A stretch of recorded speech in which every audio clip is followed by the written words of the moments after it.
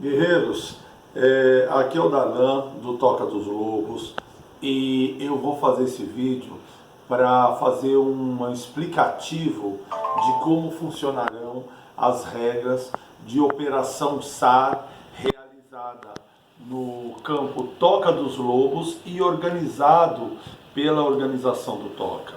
Esse vídeo não tem a pretensão de falar o que é o SAR, quais são as regras do SAR, e sim apenas o procedimento SAR adotado para o Toca, tá? Não quero entrar na discussão, SAR é isso, SAR é aquilo, de forma nenhuma. Eu me baseei no manual do SAR Brasil, tá? Que, se não me engano, foi feito pelo pessoal de Brasília, Distrito Federal, e que a Federação do Airsoft tem adotado. Porém, eu fiz uma série de alterações pessoais para adequá-las à realidade do Toca. Então, como eu falei e repito, isso não é uma determinação geral, uma imposição de forma alguma. São as regras adaptadas ao campo Toca dos Lobos, aqui de São Paulo. Beleza, meus amigos? Vamos lá. Primeiramente, para o SAR, esclarecer o que é ferimento crítico do que é ferimento intermediário. No SAR, como uma simulação de ação real, você tende a aproximar o jogo o mais próximo da condição real possível. Claro que ser igual à condição real é impossível, porque é uma simulação, mas a gente tende a aproximá-la mais. Primeiro, você vai ter tiro no braço, tiro na perna. Essas situações são considerados ferimentos intermediários e você vai ter tiro no tronco e tiro na cabeça, que é considerado ferimento crítico. Vamos lá, etapa por etapa, o que acontece. Primeiro, ferimento intermediário, o operador continua jogando com as limitações daquele tiro, mas ele continua no jogo podendo desempenhar funções. No ferimento crítico, ele fica incapacitado total do jogo. Ele tem que colocar o pano vermelho na cabeça e ele fica fora do jogo até ele sofrer o processo de cura pelo médico, certo? Vamos detalhar. Tiro no braço. O que acontece quando o operador toma tiro no braço? Ele precisa imediatamente parar de disparar a arma ou usar o seu rádio e evitar ao máximo fazer qualquer coisa com o uso dos braços. Porém, as pernas e o resto continua habilitado. Então ele pode correr, ele pode se esconder, ele pode ir atrás do médico, inclusive ele pode levar informações não pelo rádio, que ele não vai poder operar, mas de repente ele sai correndo, vai até um outro esquadrão e leva informações do que estava acontecendo do local onde ele saiu. Ferimento na perna, o operador imediatamente ele precisa se sentar ou se deitar, fica a seu critério, mas ele não pode mais se movimentar, mas ele continua habilitado para disparar e operar o rádio, passando informações, se comunicando com o seu exército normalmente, tá? Uma dúvida que sempre fazem, o operador tomou um tiro intermediário, tomou um segundo tiro intermediário, o que acontece? Senhores, se o operador tomou um tiro no braço e toma um segundo tiro no braço, ele já está com o braço incapacitado, então não acontece nada, mesmo sendo um braço diferente. Ele vai estar atendendo aos quesitos do ferimento no braço. Se ele tomou um tiro na perna e toma um segundo tiro na perna novamente, mesmo que seja em outra perna, a mesma situação, não muda nada. Porém, se ele tomou um tiro no braço e na sequência toma um tiro na perna, ele se torna crítico. Então ele para de ser um ferido intermediário para se tornar um ferido crítico. Procedimento do ferido crítico. Tomou um tiro crítico, tronco ou cabeça, é imediatamente crítico.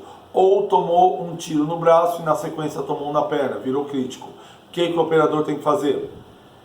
bota o pano vermelho na cabeça, senta ou deita a seu critério, não pode atirar, não pode se comunicar pelo rádio, com exceção de pedir ajuda médica. Ele não pode se deslocar, ele tem que ficar sentado ou deitado, podendo apenas chamar pelo rádio o atendimento médico. Atenção, operador tal precisa de atendimento médico, ferido crítico em tal lugar. Só isso. Ele não pode passar informações do jogo. Então, de repente, ele está vendo um esquadrão avançando aqui e ali, ele não pode passar isso. Apenas chamar atendimento médico. Essa questão deu muita polêmica, mas por que nós fazemos isso?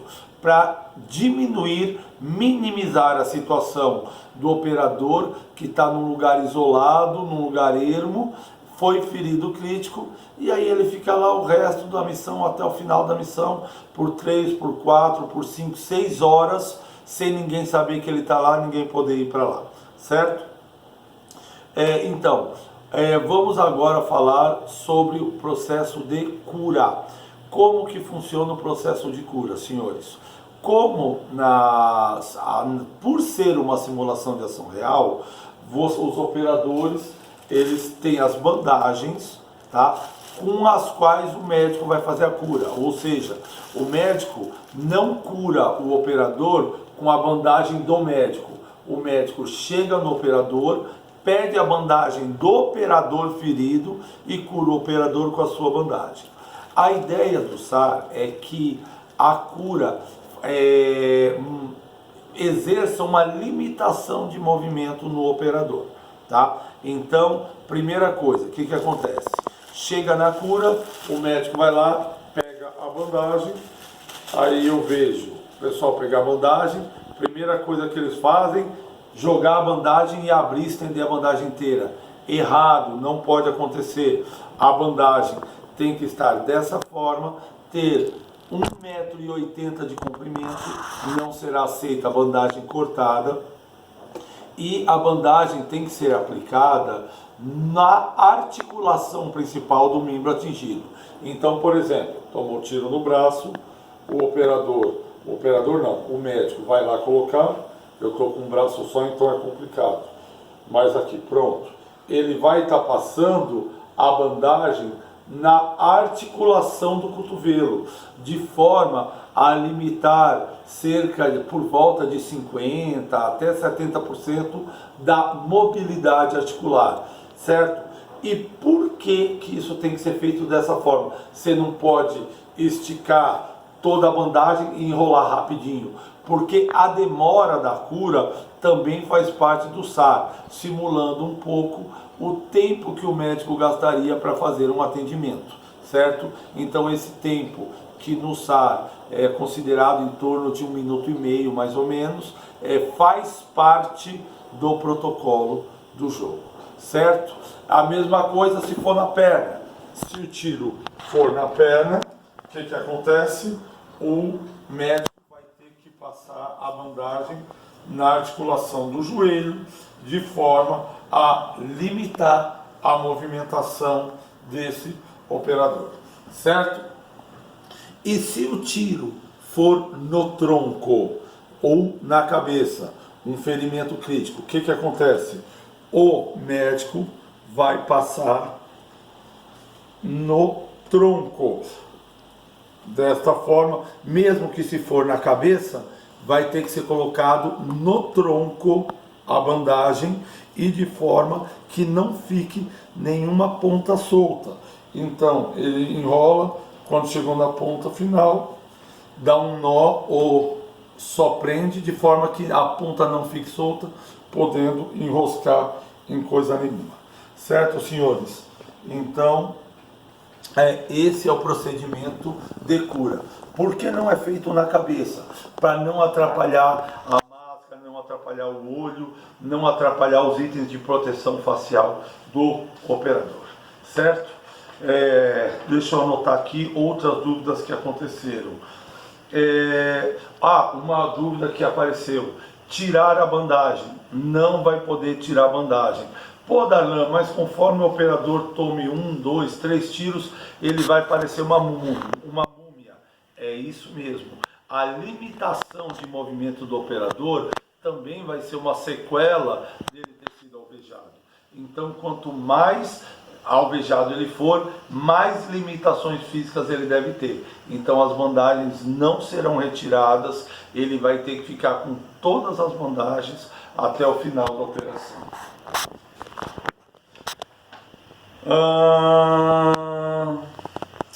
Crítica por pedir ajuda no rádio, eu já expliquei. Pode arrastar o ferido? Então vamos lá. O ferido pode ser arrastado sim, tá? Mas lembrando que se é um ferido crítico, o ferido crítico ele não pode ajudar em nada ser arrastado. O ferido ele vai ter que ficar inerte enquanto o médico ou até auxiliado por outro companheiro o arrasta para um ponto. Esse arraste tem que ser feito com cuidado, com cautela, mas até arrastar para um ponto mais protegido, onde seja mais adequado ser feita a cura, certo? No caso do operador ter sido alvejado nas pernas, ele pode auxiliar no arraste com os braços, mas nunca com a perna. Se a perna foi ferida, ele tem que deixar as pernas imóveis e no máximo auxiliar com o braço enquanto estiver sendo arrastado, certo? Vamos ver. Pano vermelho. Senhores, lembrando que o pano vermelho é só colocado em caso de ferido crítico, tá? Então, intermediário não usa o pano vermelho. Quando você usa o pano vermelho, você está totalmente inabilitado. Você não pode desempenhar nenhuma função durante o jogo. Certo, senhores? Uma outra questão que sempre fazem, muito cuidado com o vício do forfã. Você tomou o tiro, você já levanta a mão e grita morto, morto. Se você levantar a mão e gritar morto, tá? Ou na verdade não é nem levantar a mão, se você gritar morto, você imediatamente se colocou na posição de ferido crítico. Pô, Darlan, mas não, o tiro tomou no braço, eu gritei morto por reflexo. Sim, só que se você fez isso, o oponente que estava te alvejando entendeu automaticamente que você já era um ferido crítico. Então, se gritar morto, senhores, vocês se colocaram na posição de ferido crítico. Muito cuidado, não cometam esse erro, certo? Vamos ver outra coisa aqui. Cura do médico. Senhores, a cura do médico, quando o médico é alvejado, ele tem uma cura muito específica. O médico, ele pode ser curado por qualquer operador. Então o médico tem essa prerrogativa. O operador chega no médico, faz o procedimento de cura do médico, porém, caso o médico não seja alvejado no braço e nem for ferido crítico, então se o médico foi alvejado na perna, o médico pode fazer sua autocura. Então o médico foi alvejado na perna, ele imediatamente senta e ele pode, utilizando sua bandagem pessoal, fazer sua autocura. No caso do médico ter sido atingido nos braços, ou tronco ou cabeça, o médico não pode fazer autocura. Tronco e cabeça porque ele seria crítico.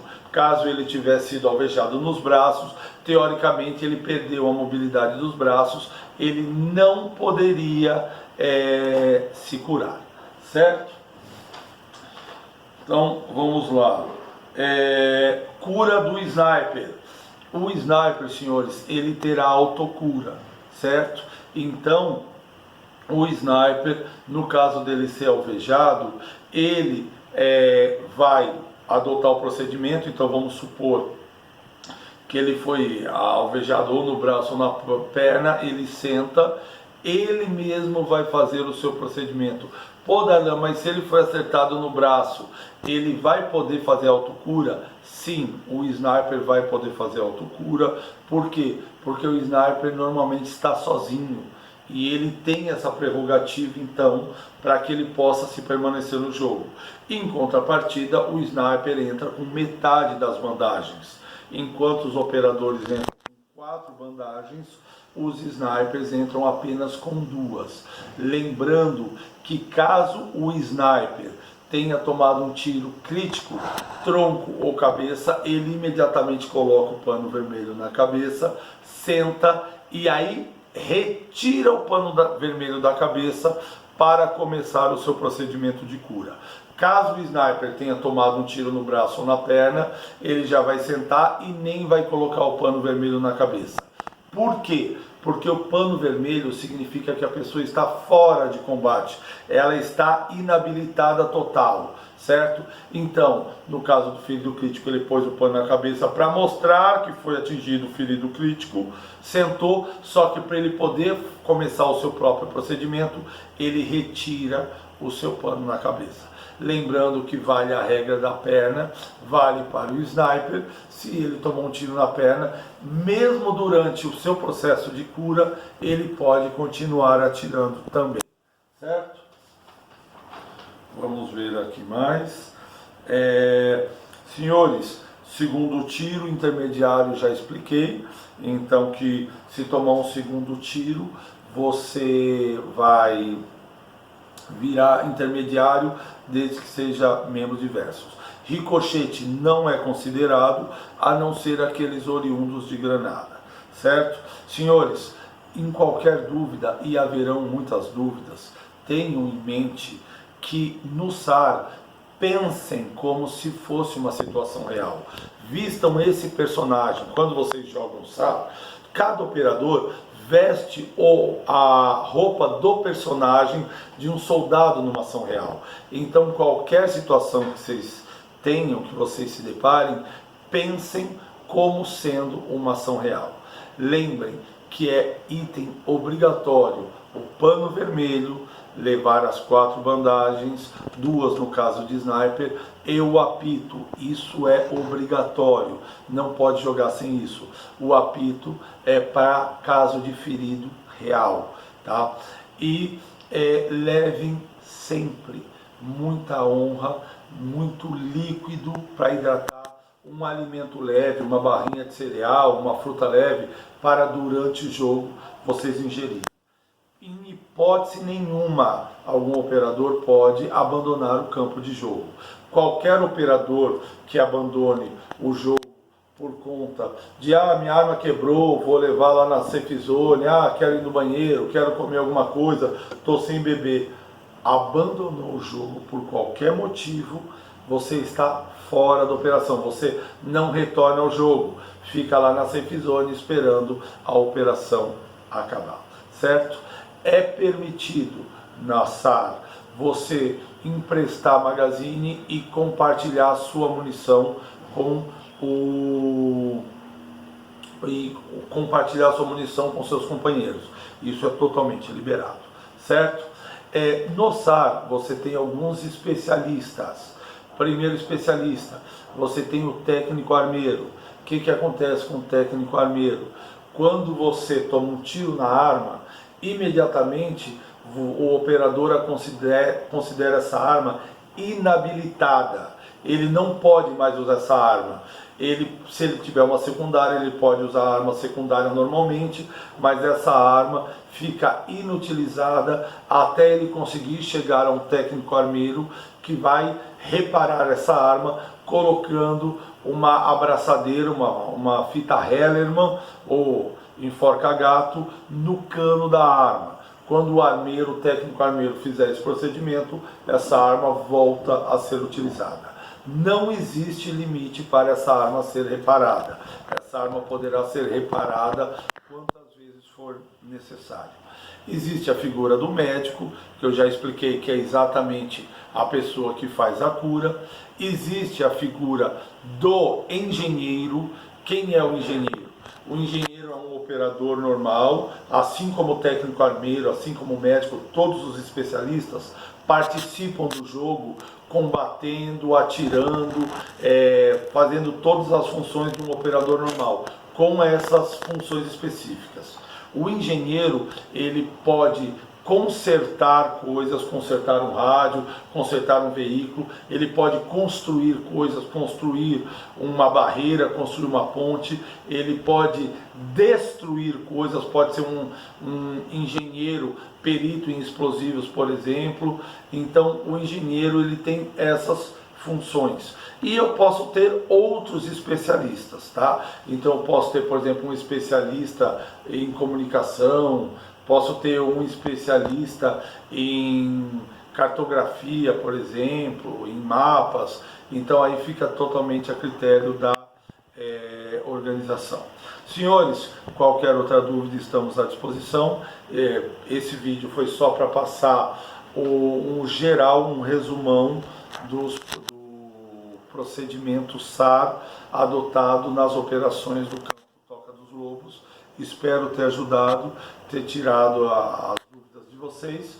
No mais, qualquer outra dúvida estou à disposição. Lembrando que eu não tenho a pretensão de definir o que é SAR. Estou definindo as regras para as nossas operações, as regras que nós pegamos do SAR Brasil, mas adaptando para a nossa realidade no campo Toca dos Lobos. Desejo aí a todos ótimos combates, que o nosso Airsoft, que a gente tanto gosta, esteja cada vez mais forte, cada vez mais difundido, e que todos aproveitem esse esporte maravilhoso que faz muitas amizades e nos traz tantas alegrias, tá bom? Um grande abraço aí para vocês, até mais, guerreiros!